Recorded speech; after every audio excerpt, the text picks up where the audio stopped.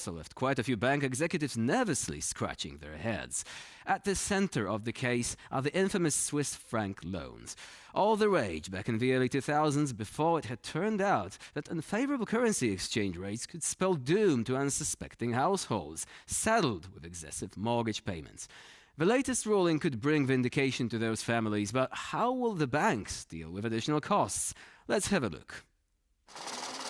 Polish Swiss franc mortgage holders were able to breathe a sigh of relief after the EU's top court voided the interest on mortgages, where the loan's terms were judged unjust by courts.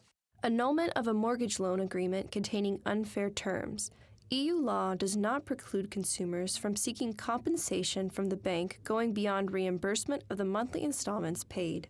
The ECJ added that the law, in contrast, prevents the bank from taking out on claims against consumers.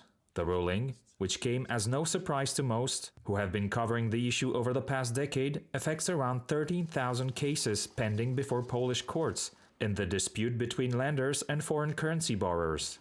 Swiss franc lending was overhyped by banks in early 2000s, when the exchange rate was half of what it is today. Many borrowers found themselves with negative equity after the financial crisis of 2008. Banks in Poland have made considerable reserves from the outcome, but investors showed moderate nervousness initially today. Polish bank shares regained the loss they suffered during morning trading, closing around 0.75% higher. Despite warnings from the Polish financial watchdog last year that an unfavorable verdict for the banks could result in losses of over 20 billion euros, high interest rates caused a surge in banks' share prices. They have grown by close to a quarter since the beginning of the year, also fueled by significant stock purchases. The verdict will lead to movements in the real estate sector as investors move to sell property. But on the other hand, banks may be more cautious about lending. And joining us now to discuss our key story is our guest tonight, Mariusz Korpalski, legal professional. Hello and welcome to TVP World. Hello. So let us begin with a sort of Swiss franc loan 101. For those who never actually had this problem in various parts of the world, simply this thing did not exist. Why were these loans so attractive? And why did they actually prove to be so toxic in the end? So 20 years ago, the interest rates on Polish zloty were very high, and in comparison, in this loans indexed to Swiss franc, that were actually Polish zloty loans but pegged to Swiss franc, the interest rates were Swiss, so it were lower because it was LIBOR, it was not WIBOR. At that particular point, right? At Later that on particular it changed point, quite dramatically. Yes, of course. We are talking about the level of interest rates and not about the foreign currency risk. There was foreign currency risk into these loans that appeared that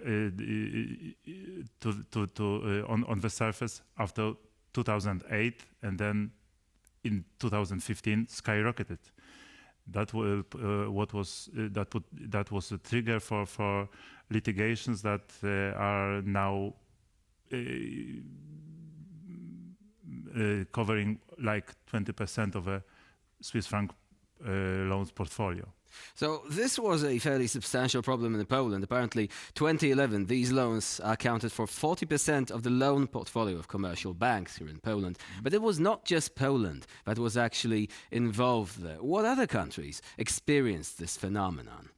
So it was similar because the local currency was weaker, and the Swiss franc currency was Swiss franc currency allowed the lenders to offer lower interest rates. Yeah, so we had Greece, Croatia, Hungary, Romania and Slovenia. All of them experienced that to some extent. There were various options to deal with that. Some of them actually allowed customers to receive this sort of currency exchange option, whereas simply the currency involved would be converted into the national currency. But moving forward, now, 2023, we've got this ECJ ruling.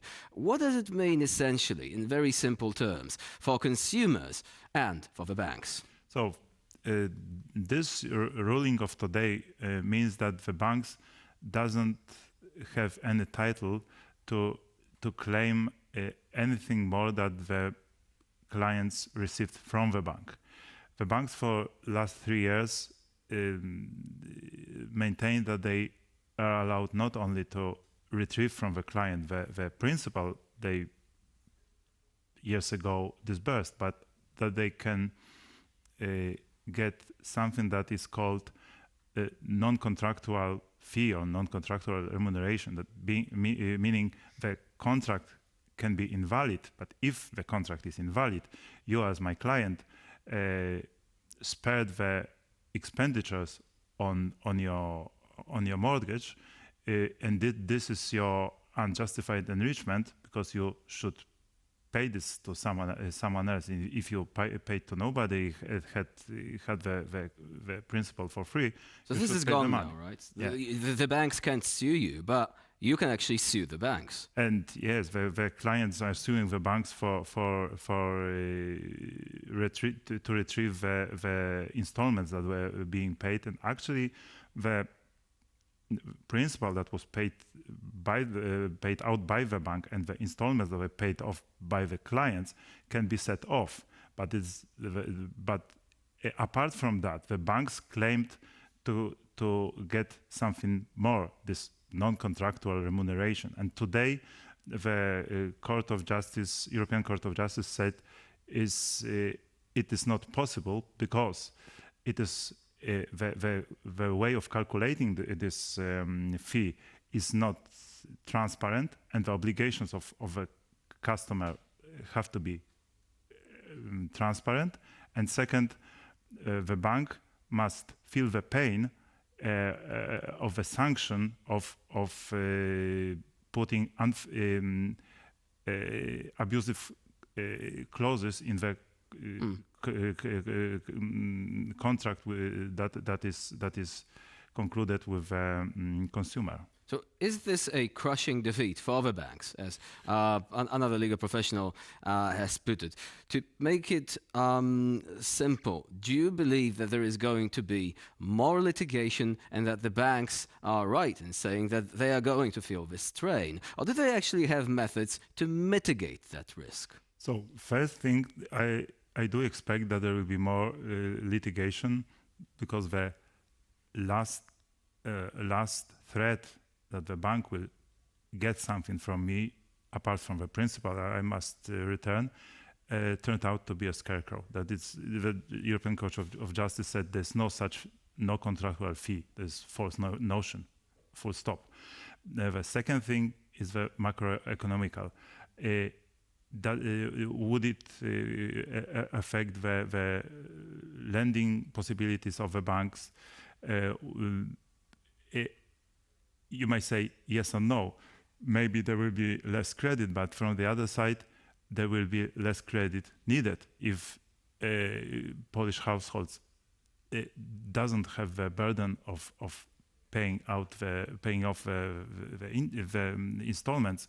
They don't need the credit, but still the money is in the Polish economy present. So you cannot say that it is bad for economy. So they are not going to go into this debt spiral. They have to repay the debt they already owe, so they're actually getting into more debt in order to maintain their liquidity and so on a daily basis. But coming back to the institutional side, now the banks, as you said, they actually have their ways to mitigate this. The Polish Financial Supervision Authority said there is not that much threat to the banking system because the liquidity is at a decent level, so nothing bad will happen. Do you agree with that assessment? I must say that I cannot judge what the supervisory board said today. What I can say is that I expect the banks to offer more interesting settlements. That's an interesting point, right? Yes, because for the time being, the settlements they offer are far below the expectations, and we all expect the amounts that are proposed will go north, like 20-30% from today to tomorrow. So essentially, people will be tempted to avoid the burden of litigation. They will not have to go to court at the basically being forced to accept that they are not going to get quite as much from the bank as they might have done had they decided to go through all the litigation, go all the way, win the case, and recover the whole money. So they will be offered settlement options to finish this right here, right now, getting less money as a result. Yes, that's what I expect, that more people will be willing to think about, consider suing the bank, and at the same time, they should receive the interesting settlement offer, and maybe this is the solution for this problem of toxic Swiss franc loans in Poland. No doubt this is going to be a developing story. Since people will have more options now, they will be forced to decide if they want to go to court. Perhaps they want to reach settlement with the bank. But still, consumers are actually having a field day with this one. The banks, even though they have quite a few options, not necessarily so. So they will have to adjust to the situation. Mariusz Korpalski was our guest today here on TVP World. Thank you very much for joining us. Thank you. And now it's time for our quick fire round, starting with a Deloitte study on productivity and fitness. Specifically, according to a recent report, Latvia is losing a hefty 190 million euros every year